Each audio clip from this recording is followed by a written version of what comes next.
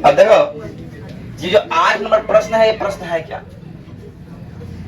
बोला कि 8 नंबर में कि 12 सेंटीमीटर भुजा वाला एक घन है। घन मतलब जिसकी सभी भुजाएं कैसी हो? बराबर हो। तो सभी भुजाएं मतलब जो 12 का 12 भुजा है, 4 4 8 4 12, 12 भुजा जो है कैसा हो? बराबर हो। और सभी कैसे हो? तो 12 सेंटीमीटर। तो इसका आयतन क्या होगा? ए क्यूब 12 गुना 12 गुना 12। पहला बात तो ये बात बोला। और दूसरा बात बोला इसको काट दीजिए, एक टुकड़ा, दो टुकड़ा हो गया, 3 4 टुकड़ा हो गया, और फिर डिस्कार्ड दी 8 टुकड़ा में, बराबर 8 टुकड़ा में काट दीजिए। तो उस एक टुकड़े का आयतन कितना होगा? और पुराने वाले घन का आयतन और नए वाले घन का आयतन का अनुपात क्या होगा? पहला बात ये कि सर हमको जब घन के बारे में बोला जा रहा है तो हम करेंगे क्या? सॉल्यूशन में लिखेंगे घन की भुजा ए बराबर 12, घन की भुजा ए बराबर 12, और इस स्थिति में इसका आयतन कितना हो जाएगा? V1, तो ए का क्यूब, तो A1 बराबर हो गया 12 गुना 12 गुना 12, 12 गुना 12 गुना 12, एक क्यूब हो गया। इसको यहीं छोड़ दीजिए, इसको बेसी गुना उतना करना नहीं है, इसको यहीं छोड़ के इतना सेंटीमीटर क्यूब कर दो। ये बात समझ में आई? अब घन को काटने पर, घन को 8 बराबर भाग में काटने पर क्या होता है ना? घन को 8 बराबर भागों में काटने पर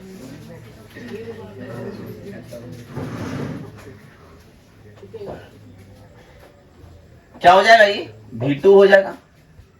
क्या हो जाएगा? 1/8 गुना V1, है ना? सही है भैया। 1/8 और V1 का कितना है? 12 गुना 12 गुना 12। 2 से कटाइए 6, 4, फिर 2 से कटाइए 6, फिर 2 से कटाइए, मतलब कितना आ गया? 6 गुना 6 गुना 6 आ गया। V1 इतना, V2 इतना। बात समझ में आ रही है? V1 इतना, V2 इतना आ तो गया। अब किसी का आयतन अगर इतना है, इसका भुजा क्या हो जाएगा? इसका भुजा क्या हो जाएगा? आयतन इतना है, आयतन निकल गया ना? आयतन बराबर क्या होता है? ए क्यूब बराबर 6 गुना 6 गुना 6, ए बराबर क्यूब रूट 6 गुना 6 गुना 6, इसलिए ए बराबर 6। मतलब पहला ए था दिया हुआ, इसको A1 मानिए, और दूसरा ए था, A2 हो गया। आयतन से हम क्या निकाल दिए? भुजा निकाल दिए। अरे निकला है ना? अब सर बोल रहा है कि दोनों के क्षेत्रफल का अनुपात क्या कीजिए। क्या करने का बोल रहा है? क्षेत्रफल के अनुपात।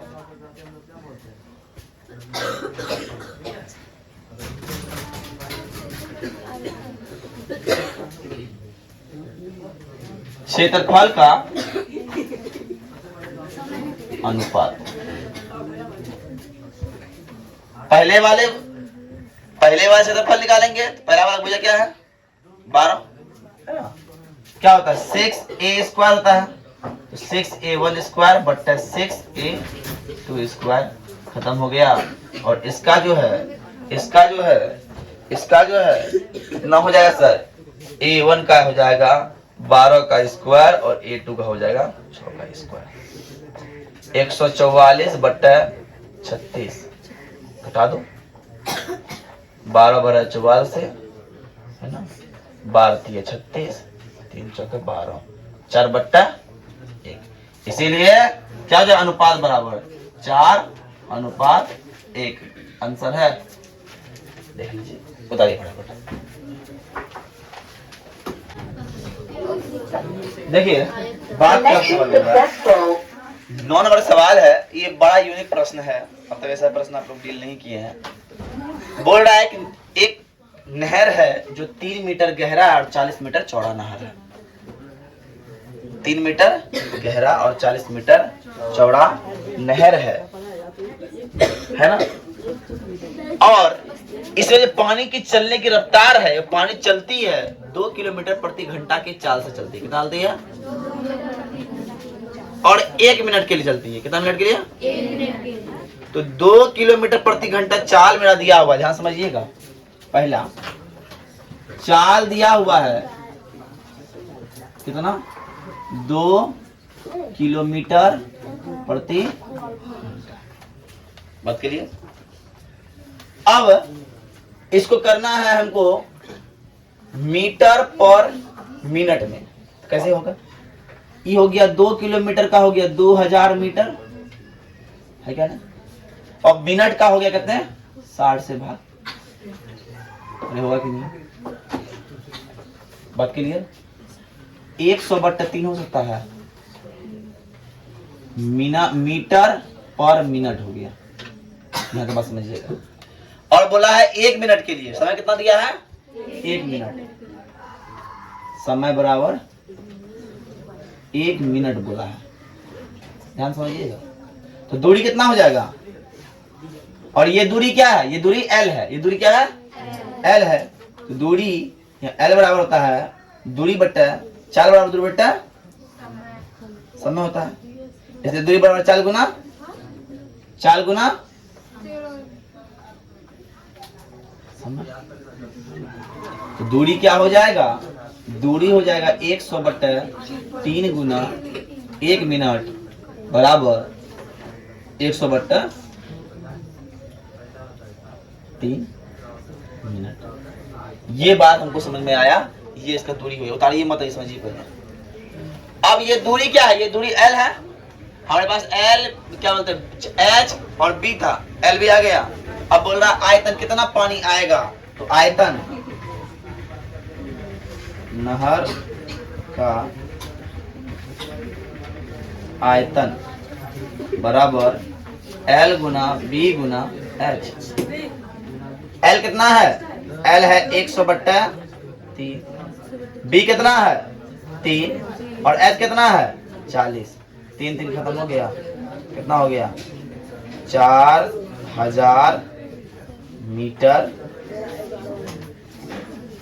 मतलब इस नहर के द्वारा कितना पानी 1 मिनट पास करेगा? तो 4000 मीटर क्यों पानी इस नहर के द्वारा 1 मिनट में पार करेगा। तो लिख दीजिए आता। तो नहर द्वारा 1 मिनट में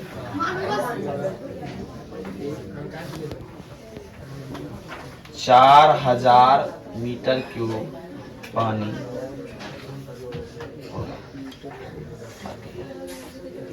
तो मेरा हो गया 13.5 पूर्ण रूप से खत्म। अब 13.6 की ओर बढ़ेंगे, उससे पहले कुछ उसका इंट्रोडक्शन। अब देखिए हम जब 13.5 से 6 की ओर जब आगे बढ़ेंगे, 5 में अब तक हमने घन घराव के बारे में ही पढ़ा, लेकिन 6 में प्रवेश करेंगे हम लोग बेलन की बात करेंगे। क्या करेंगे? बेलन की। और वो बेलन की आयतन की बात करेंगे। बेलन के आयतन की बात करेंगे। इसलिए बेलन का आयतन का फॉर्मूला होता है पाई आर स्क्वायर एच। क्या होता है? पाई आर स्क्वायर एच। अब सर आते हैं पाई आर स्क्वायर की बात कर रहे हैं। तो पहला प्रश्न क्या है? एक बेलनाकार आधार की परिधि 132 है। एक बेलन के, मान लो ये क्या है? बेलन।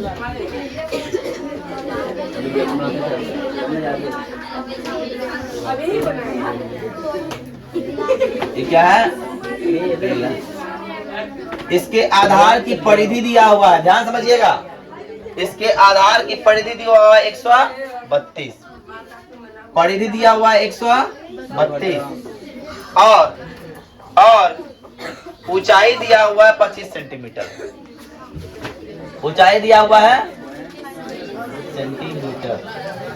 ध्यान समझिए, आधार का परिधि दिया हुआ है, परिधि की जरूरत पड़ेगा नहीं क्योंकि हमको फार्मूला में पाई आर एच चाहिए, है ना, आर चाहिए और एच चाहिए, एच तो दिया हुआ है पर आर दिया हुआ नहीं है।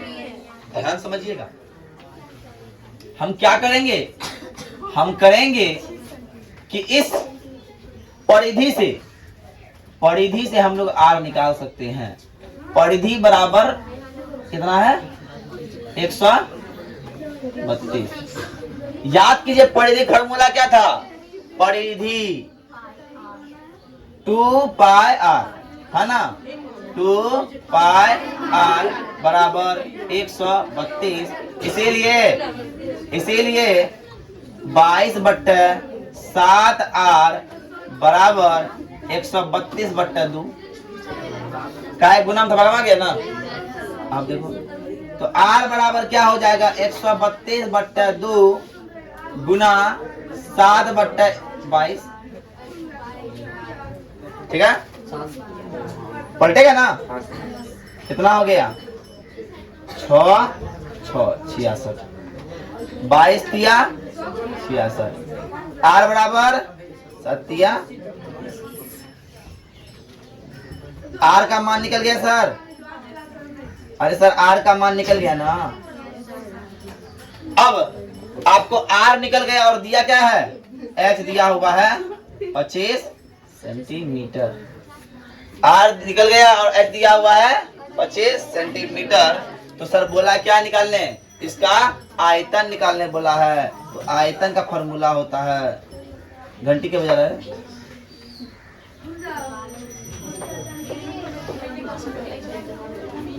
कौन बजा रहा है,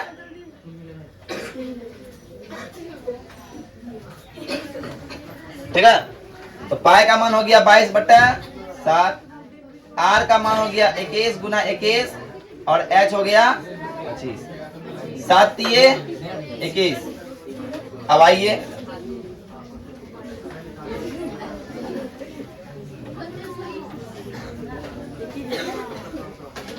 ये हो गया 21 गुना 462 गुना 75, 462 गुना 75 क्या हो गया 462 गुना 75, है ना, 462 गुना 75 होता है, कितना होता है बताइए।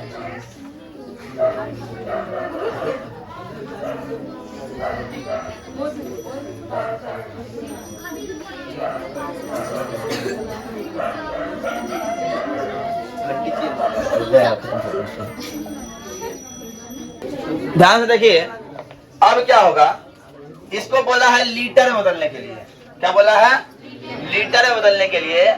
और हमको पता है कि 1000 सेंटीमीटर क्यूब बराबर 1 लीटर, इसलिए 1 बराबर 1/, इसीलिए 34,650 बराबर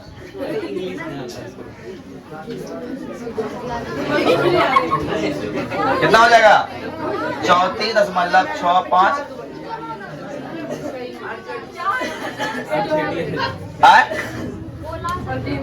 ये गोला समझाने के लिए बताया तभी ना कि परिधि के बारे में, इसीलिए, ठीक है ना।